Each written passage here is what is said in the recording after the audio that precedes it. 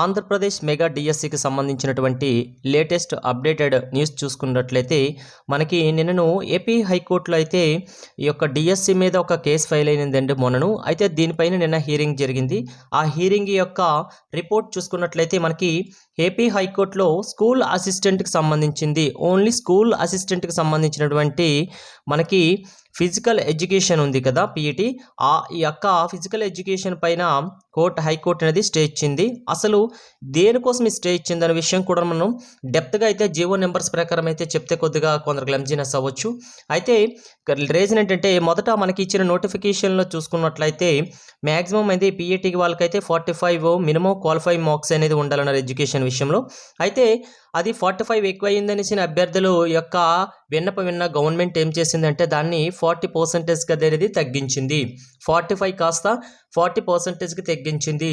ఇక్కడ తగ్గించిన తర్వాత ఏం జరిగిందంటే ప్రజెంట్ అనేది కాల్ లెటర్స్ ఈ పీఈకి సంబంధించినటువంటి కాల్ లెటర్స్ కొందరికి సెండ్ చేశారు కదా, వాళ్ళకి ఏంటంటే మ్యాక్సిమం 35 మార్క్స్ ఉన్నా కూడా వాళ్ళకి డాక్యుమెంట్ వెరిఫికేషన్ చేసేసారు.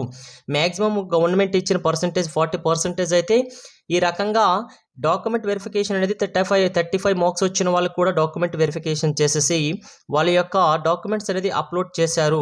అది విషయం తెలుసుకున్నటువంటి మిగతా అభ్యర్థులు అనే వాళ్ళకి 35%కి మీరు ఎలా జాబ్స్ ఇచ్చేస్తారు అనేసి హైకోర్టులో యొక్క వేయడం జరిగింది. అయితే దీనికి సంబంధించిన హైకోర్టు అనేది దాని గురించి అయితే విచారణ చేసి అది కరెక్ట్ పద్ధతి కాదు అని చెప్పేసి ఓన్లీ దానిపైనే స్టే విధించిందండి. కాబట్టి ఈ యొక్క స్కూల్ అసిస్టెంట్కి సంబంధించినటువంటి ఫిజికల్ ఎడ్యుకేషన్స్కి ఆ విభాగానికి మాత్రమే, ఓన్లీ ఆ విభాగానికి మాత్రమే స్టే ఇచ్చిందండి. టోటల్ యొక్క ఈ వెహికల్కి సంబంధించిన మిగతా విభాగాలకు ఇవ్వలేదండి. ఓన్లీ స్కూల్ అసిస్టెంట్కి సంబంధించిన ఫిజికల్ ఎడ్యుకేషన్ వాళ్ళకి మాత్రమే స్టే ఇచ్చేసి వాళ్ళని కాసేపు ఆ రకంగా హోల్డ్ చేసి ఉంచారు. అయితే మిగతా ప్రాసెస్ అంతా కూడా యథావిధిగా జరుగుతుందండి, అంతే తప్ప టోటల్ నోటిఫికేషన్కి ఇది స్టే ఇవ్వలేదు, అది గమనించండి.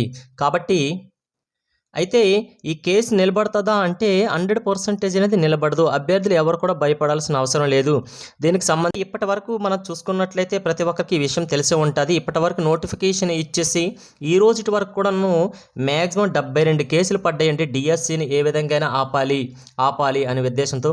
అయితే ఇక్కడ 35 మార్క్స్కి తక్కువ వచ్చిన వాళ్ళకి డాక్యుమెంట్ వెరిఫికేషన్ చేసి జాబ్ వాళ్ళకి వస్తుందా అనేసిన ప్రాబ్లమా, లేకపోతే జాబ్ రాలేదని ఈ యొక్క బిల్ ఫైల్ చేశారనా అని తెలియదు. కానీ యాజ్ పర్ గవర్నమెంట్ రూల్ అది ఓకే, 35కి అయితే చేయకూడదు.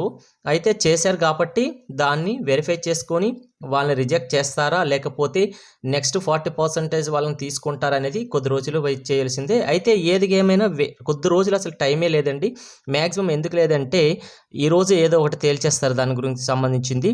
అయితే ఈ 72 కేసులతో పాటు ఇది కొత్తది వచ్చింది కదా, మొత్తం ఇప్పటికైతే 73 కేసులు అయితే డిఎస్సి మీద పడ్డాయి. అయితే ఆల్రెడీ ప్రతి ఒక్కరికి తెలుసుకోవాల్సిన విషయం ఏంటంటే ఆల్రెడీ నిన్నటితో డాక్యుమెంట్ వెరిఫికేషన్ అవ్వచ్చు, అలాగే రీవెరిఫికేషన్కి సంబంధించిన కాల్స్ అవ్వచ్చు, నిన్నటితో మొత్తం క్లోజ్ అయిపోయండి. అయితే నిన్న మొత్తం క్లోజ్ అయిపోయి ఈరోజు ఏం చేస్తారంటే వాళ్ళ సెలక్షన్ అయిన పర్సన్స్ అందరూ కూడాను రోస్టర్ విధానము, వాళ్ళ రిజర్వేషన్కి అనుగుణంగా వాళ్ళకి ఆ పోస్టులు ఫిల్ చేశారా లేదా అనే విషయం మొత్తం కూడాను ఈరోజు మొత్తం చెక్ చేస్తారండి. ఈరోజు నైట్ కల్లా కూడాను ఆ మెరిట్ లిస్ట్ ఈ యొక్క సెలక్షన్ లిస్ట్ అనేది ప్రిపేర్ చేసేస్తారు, రెడీ చేస్తున్నారు. ఓకే, ఈ రోజుతో అయితే ప్రాసెస్ మొత్తం కంప్లీట్ అయిపోతుంది. అయితే మనకి 19/9/2025 ఈ 19/9/2025 అంటే మనకి ఆల్రెడీ అనేది సభా వేదిక ఫిక్స్ అయిపోయిందండి. ఎక్కడంటే వెలగపూడి రాష్ట్ర సచివాలయం ఉంది కదా, దగ్గరలో ఉండ N9 ప్లేస్ దగ్గర అయితే మాత్రం ఈ యొక్క సభా వేదిక ఏర్పాటు చేశారు. ఎవరెవరైతే ఫైనల్ సెలక్షన్ లిస్ట్ నేమ్స్ ఉంటాయో వాళ్ళందరికీ కూడా నియామక పత్రాలు అక్కడ అందజేస్తారు. జస్ట్ ఆ నియామక పత్రాల్లోన కేవలం మీరు ఏ యొక్క పోస్ట్కి ఫస్ట్ ప్రిఫరెన్స్ ఇచ్చారో ఆ పోస్ట్ నేమ్ మాత్రమే ఉంటుందండి ఆ ఆర్డర్లో, అంతే తప్ప అక్కడ మేనేజ్మెంట్ నేమ్స్ ఉండవు. మేనేజ్మెంట్ నేమ్స్ అంటే అందరికీ తెలిసిన విషయమే డిఎస్సి ఆస్పిరెంట్స్కి. అక్కడ మీరు ఏ స్కూల్కి సెలెక్ట్ చేసుకున్నారో అనే విషయం మాత్రం అందులో ఉండదు. జస్ట్ మీరు సెలెక్ట్ అయ్యారు, ఏ పోస్ట్కి సెలెక్ట్ అయ్యారనే విషయం మాత్రమే ఉంటుంది. ఓకే, కాబట్టి మనకి ఫైనల్ సెలక్షన్ లిస్ట్ అనేది మనకి సోమవారం రిలీజ్ అయిపోతుంది.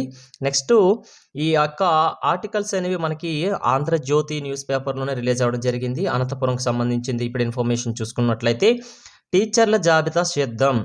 ఓకే, అయితే ఆల్రెడీ వీళ్ళు సెలక్షన్ లిస్ట్ అయితే ఆల్రెడీ ప్రిపేర్ చేశారు. కానీ మరొక్కసారి ఈరోజు మొత్తం కూడా ఈరోజు సెకండ్ సాటర్డే లీవ్ అయినా కూడాను ఎటువంటి గవర్నమెంట్ ఆఫీస్కి సంబంధించిన డిఈఓ ఆఫీస్ కన్సర్న్ ఉన్నటువంటి ప్రతి ఆఫీస్ కూడా ఈరోజు వర్కింగ్లో ఉంటుందండి. ఎందుకంటే ఆల్రెడీ సండే కూడా వర్క్ చేసేయండి డిఈఓ ఆఫీసెస్ చాలా కష్టపడుతున్నారు. ప్రతి ఒక్కరు కూడా అన్యాయం జరగకూడదు అనేది అందరూ కూడా పారదర్శకంగా జరిగిందని అనుకోవాలి. అయితే చిన్న లోపాలు అక్కడక్కడ జరిగాయి అన్నారు. అయితే ఆ లోపాలని సవరించుకున్నారు అనేసి వాళ్ళు చెప్పడం జరుగుతుంది. చెప్పడం కాదండి, ఇప్పటికి మ్యాక్సిమం ప్రతి ఒక్కరు తెలిసిందే మ్యాక్సిమం 4-5 సార్లు అయితే రీవెరిఫై చేస్తున్నారు. ఎవరిపైన కంప్లైంట్ వేస్తే వాళ్ళ గురించి అయితే ఇన్వెస్టిగేషన్ చేసి వాళ్ళకి రీకాల్ కూడా చేయడం జరుగుతుంది. ఆ విషయం కూడా చాలామందికి తెలిసిన విషయమే. అయితే నేడు జిల్లా కమిటీ ఆమోదానికి డిఎస్సి ఎంపిక తుది జాబితా ఆల్రెడీ ఇదంతా అయిపోయింది కదా, ఈ ప్రాసెస్ అంతా అయిపోయింది. అయితే ఎవరెవరు సెలెక్ట్ అయ్యారో వాళ్ళ నేమ్స్ అన్నీ రెడీగా ఉంచారు కదా. అయితే ఈ రెడీగా ఇచ్చింది ఏం చేస్తారంటే మనకి డిఈఓ గారు అవన్నీ కూడా మళ్ళీ రీవెరిఫై చేస్తారు. మొత్తం లిస్ట్లో నేమ్స్ అనేవి కరెక్ట్గా రోస్టర్ ప్రకారంగా రిజర్వేషన్ వర్తించిందా లేదా, వాళ్ళ కేటగిరీకి వాళ్ళని ఫిల్ చేశారా, లేకపోతే ఏమైనా జరిగిందా అన్నీ కూడా చెక్ చేసుకొని ఈరోజు నైట్ కల్లా మొత్తం ఈ ప్రాసెస్ కంప్లీట్ అయిపోయి ఇక్కడ కంప్లీట్ అయిపోయిన తర్వాత ఈ ప్రాసెస్ లిస్ట్ అనేది ప్రతి డిస్ట్రిక్ట్కి సంబంధించిందండి. ఇది ఓన్లీ ఇప్పుడు నేను చెప్పేది అనంతపురంకి సంబంధించిందని. అయితే ప్రతి డిస్ట్రిక్ట్కి సంబంధించిన ఆల్రెడీ ఇన్స్ట్రక్షన్స్ వచ్చేసాయి. ఈరోజు లిస్ట్ ప్రిపేర్ చేసేసి వీళ్ళందరూ కూడా రాష్ట్ర కమిషనర్ గారికి అక్కడికి మనకి డిఎస్సి కన్వీనర్ ఉంది కదా అక్కడికైతే ఇన్ఫర్మేషన్ మొత్తం వెళ్తుంది. అతను ఒకసారి మళ్ళీ టోటల్గా చెక్ చేస్తారండి. చెక్ చేసి అతను ఎప్పుడు చేస్తారు రేపు మొత్తం వాళ్ళు చెక్ చేసుకుంటారు. చెక్ చేసుకుని మనకి మండే అది మార్నింగ్ వస్తుందా, ఈవినింగ్ వస్తుందా, నైట్కి వస్తుంది అంటే నేను క్లారిటీ ఇవ్వను, కానీ మండే మాత్రం రిలీజ్ అయిపోతుంది. అయితే ఇప్పటి వరకు డిఎస్సికి సంబంధించిన ఏ అప్డేట్ వచ్చినా కూడా ప్రతి ఒక్క అభ్యర్థికి తెలిసిన విషయమే నైట్ టైం అయితే వస్తున్నాయి. అయితే సోమవారం నైట్కి వస్తుందా మార్నింగ్కి వస్తుందా అంటే క్లారిటీ లేదు, కానీ సోమవారం అయితే రిలీజ్ అయిపోతాయి. ఓకే. అయితే ఉమ్మడి జిల్లా అనంతపురంకి సంబంధించిన ఇన్ఫర్మేషన్ చెప్తున్నాను కదా. అయితే డాక్యుమెంట్ వెరిఫికేషన్ 776 అయ్యాయి అంటే అందులో మ్యాక్సిమం చూడండి మిగిలిపోయే 31 పోస్టులు మిగిలాయి. ఓకే. ఈ మిగిలిపోయిన పోస్టులు ఆల్రెడీ నేను చెప్పానండి, ఆ కేటగిరీకి సంబంధించినటువంటి అభ్యర్థులు లేకపోతే ఆ కేటగిరీకి సంబంధించిన అభ్యర్థులు లేకపోతే ఆ అభ్యర్థులు లేకపోతే అది ఖాళీగా ఉంచుతారు తప్ప మిగతా కేటగిరీ అభ్యర్థులను దానిలో వచ్చి ఫిల్ చేయరు. ఓకే. ఓపెన్ కేటగిరీ అంటారా, లోకల్ నాన్ లోకల్ అది ఏ రకంగా ఫిల్ చేస్తారు, కానీ స్పెసిఫిక్గా ఒక కేటగిరీకి ఫిక్స్ ఒకవేళ బీసీఏ కేటగిరీకి ఇన్ని పోస్టులు ఉన్నాయంటే ఆ పోస్టులో ఒకవేళ అభ్యర్థి సెలెక్ట్ కాకపోతే అక్కడ ఖాళీ ఉంచుతారు తప్ప బీసీఏ ఖాళీగా ఉంచుకొని బీసీబీ వచ్చే వాళ్ళని, సి వచ్చే వాళ్ళని, డి వచ్చే వాళ్ళని అందులో ఫిల్ చేయరు ఆ రకంగా. ఓకే. కాబట్టి ఇక్కడ చూసుకుంటే 31 వేకెన్సీ ఖాళీ అయిపోయి, కాబట్టి ఇక్కడ ఎందుకంటే క్యాండిడేట్స్ అక్కడ లేరు. ఓకే. కాబట్టి ఈ పోస్టులన్నీ కూడాను నెక్స్ట్ డిఎస్సిలోకి మనకు వెళ్ళిపోతాయి, అంటే క్యారీ ఫార్వర్డ్ అయిపోతాయి. అవన్నీ కూడా బ్యాక్లాగ్స్ కింద నెక్స్ట్ డిఎస్సి నోటిఫికేషన్స్కి అయితే వచ్చేస్తాయి. ఓకే. అలాగే డిఎస్సి జాబితాను రోస్టర్ మెరిట్ ఆధారంగా మరొకసారి పరిశీలిస్తారండి. ఈరోజు చెప్పాను కదా, ఈరోజు పరిశీలన ఓన్లీ జరుగుతుంది మనకి ఈ శనివారం మొత్తం కూడాను. అయితే ఈ రోజు రాత్రి కల్లా కూడా ఫైనల్ సెలక్షన్ లిస్ట్ అనేది ప్రిపేర్ అయిపోతుంది. Okay. Next already document verification అనేది నిన్నటితో కంప్లీట్ అయిపోయిందండి, శుక్రవారంతో కంప్లీట్ అయిపోయింది. ఆల్రెడీ లాస్ట్గా వచ్చిన వాళ్ళైతే 3 మెంబర్స్కి సెలెక్ట్ చేస్తే ఆ 3 మెంబర్స్లో 2 మెంబర్స్ అవైలబుల్గా ఉన్నారంట. ఆ మెంబర్స్కి ఓన్లీ అనంతపురంకి సంబంధించింది మాత్రమే చెప్తున్నాను, మిగతా డిస్ట్రిక్ట్లకి ఏం జరిగిందో మీరు కామెంట్ చేయండి. మీకు ఏవైనా డాక్యుమెంట్ వెరిఫికేషన్ అన్ని ఎవరికైనా జరిగినా. ఓకే. అయితే అనంతపురంలో 3 పంపిస్తే 3లో 2 ఆ డిస్ట్రిక్ట్లో ఉన్నారు, వాళ్ళు వెరిఫికేషన్కి వెళ్ళారు. ఓకే. అయితే ఒక అభ్యర్థి రమేష్ సెల్సా అనే ఒక అమ్మాయి అయితే కోయంబత్తూరులో ఎక్కడ ఉందంట. పాపం తనకి కాల్ చేసి మరీ నమ్మ నువ్వు సెలెక్ట్ అయ్యావు, నీ కాల్ లెటర్ రిలీజ్ చేశారు, నువ్వు రావంటే తనకి జాబ్ ఎక్కడ పోతుందని చెప్పేసి వీడియో కాల్ తను రికార్డ్ చేసేసి డిఈఓ గారికి సెండ్ చేయడం జరిగింది. వాళ్ళ వాట్సాప్ నెంబర్తో కాల్ చేస్తారు కదా, ఆ నెంబర్కి చేశారు. అయితే డిఈఓ గారు అనేది అతని యొక్క విన్నపం విని ఓకే చేశారు. అయితే అట్ ద సేమ్ టైం ఆ టైం కల్లా వాళ్ళ ఫ్యామిలీ మెంబర్స్ అనేది తన డాక్యుమెంట్స్ పెట్టుకుని వెళ్ళిపోయి అక్కడ వెరిఫికేషన్ చేయించారు. అట్ ద సేమ్ టైం ఆ అమ్మాయి నిన్న కూడాను ఈవినింగ్ కల్లా వచ్చేసి తను కూడాను డైరెక్ట్గా ఈ యొక్క డాక్యుమెంట్ వెరిఫికేషన్లో పార్టిసిపేట్ చేయడం జరిగింది. కాబట్టి తను కన్సర్న్ చేశారు. కాబట్టి చూడండి, ఇక్కడ వీడియో కాల్లో రికార్డ్ చేసిన దాన్ని కూడా కన్సర్న్ చేశారు. అంటే ఇక్కడ ఏ యొక్క అభ్యర్థికి కూడా జాబ్ మిస్ అవ్వకూడదు, ఏ అభ్యర్థి కూడా అన్యాయం జరగకూడదు అనేది గవర్నమెంట్ అనేది చాలా పకడ్బందీగా చేస్తుంది. అయితే ఇప్పటి వరకు ఎన్ని కేసులు పడ్డాయి, ఏ కేసు నిలబడదు కూడాను. కంపల్సరీగా అయితే ఈ యొక్క డిఎస్సి నోటిఫికేషన్ అయితే పారదర్శకంగా జరిగిందని మనకి కృష్ణారెడ్డి గారు చెప్పడం జరుగుతుంది. ఓకే. అయితే పెండింగ్లో ఉన్న వేకెన్సీ ఫిల్ చేశారా? అయితే ఇప్పుడు ఈడబ్ల్యూఎస్ విషయానికి వస్తవచ్చు, మనకు స్పోర్ట్స్ కోటా అవ్వచ్చు, లేకపోతే రిమైనింగ్ కేటగిరీ కావచ్చు. అయితే ఏదో సమ్ మిస్టేక్స్ వాళ్ళు రిజెక్ట్ అయ్యారు. ఆ రిజెక్ట్ అయిన వారి ప్లేస్లో కొత్త వాళ్ళు నియమించారండి. మనం చూసుకుంటే ఇప్పటివరకు అయితే మ్యాక్సిమం 4 సార్లు కాల్ లెటర్ సెండ్ చేశారు. కాబట్టి మనకి 28th, 29th ఆగస్టులో మనకి డాక్యుమెంట్ వెరిఫికేషన్ అయిపోయిన తర్వాత మ్యాక్సిమం అప్పటికే 98.40% అనేది కంప్లీట్ అయిపోయింది ప్రాసెస్.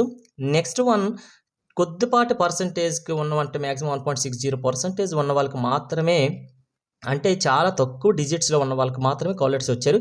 3, 4 కూడా సెండ్ చేయడం జరిగింది. అయితే మిగతా వాళ్ళని document verification call letter send చేసి పిలిపించారు అంటున్నారు, పిలిపించారు అని నమ్ముతున్నారు అందరు కూడాను.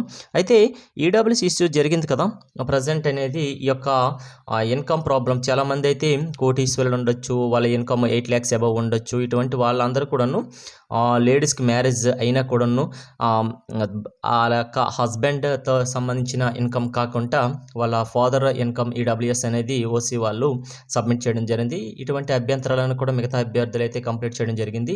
దానికి సంబంధించిన కలెక్టరేట్స్ నుంచి ఆదేశాలు వచ్చాయి. మళ్ళీ వాళ్ళకి కాల్ చేయడం, వాళ్ళు రీవెరిఫికేషన్ చేయడం, రీవెరిఫికేషన్లో వాళ్ళు ఏదైనా ఫేక్గా చూపించినట్లయితే రిజెక్ట్ చేయడం జరిగింది. ఆ రిజెక్ట్ ప్లేస్లో వేరే వాళ్ళు కూడా ఛాన్స్ ఇచ్చారు. ఓకే, కాబట్టి ఆ నెక్స్ట్ మెరిట్లో ఉన్న వారికి కాల్ లెటర్స్ రిలీజ్ చేసి వారికి డాక్యుమెంట్ వెరిఫికేషన్ ప్రాసెస్ కంప్లీట్ అయ్యిందా అంటే అయ్యిందని చెప్తున్నారు. అయితే అయ్యిందని అనాలి, ఎందుకంటే మ్యాక్సిమం 3, 4 కూడా రిలీజ్ అయ్యాయి. కాబట్టి ఓన్లీ ఫస్ట్లోనే ఆల్రెడీ 98.40 అయిపోయింది. జస్ట్ 1.60 అంటే ఓన్లీ సింగిల్ డిజిట్లోనే కొందరికైతే కాల్ చేయడం జరిగింది, అది కూడా కంప్లీట్ అయిపోయిందని చెప్పడం జరుగుతుంది. ఓకే, అయితే నెక్స్ట్ మనకి ట్రైనింగ్ అవ్వచ్చు, అలాగే ఈ యొక్క వెబ్ కౌన్సిలింగ్ అవ్వచ్చు. ఇవన్నీ కూడా మనకి ఎప్పుడు మనకి ఈ ట్రైనింగ్ నెక్స్ట్ వెబ్ కౌన్సిలింగ్ ఎప్పుడు జరుగుతుందని చెప్పారని దసరా లీవ్స్లో వచ్చాయి కదా మనకి, ఈ లీవ్స్లో జరుగుతుంది. మీరు మేనేజ్మెంట్ నేమ్స్ అనేది మీరు సెలెక్ట్ చేసుకొని మీ యొక్క ఏ స్కూల్కి మీరు ఎలక్ట్ అవుతారో ఆ స్కూల్ అనేది మీరు దసరా లీవ్స్ అయిపోయిన తర్వాత, అంటే నెక్స్ట్ మంత్ మనకి October 3rd, 4th కానీ మీరు జాయినింగ్ ఆర్డర్స్ అనేది మీకు రెడీ చేస్తారు. కాబట్టి ఈ మేనేజ్మెంట్ నేమ్స్ మీరు సెలెక్ట్ చేసుకునే ముందు 1-2 సార్లు ఆలోచించుకోండి. ఒక్కసారి సెలెక్ట్ చేసుకున్న తర్వాత స్కూల్కి వెళ్ళిన తర్వాత స్కూల్ బాగలేదు, అక్కడ స్టూడెంట్స్ లేరని ఆలోచించే బదులు ముందులే మీరు సెలెక్ట్ చేసుకొని వెబ్ కౌన్సిలింగ్లో ఫస్ట్ ప్రయారిటీ దేనికి ఇస్తారనేది మీరు చూసుకోండి. Okay, thank you.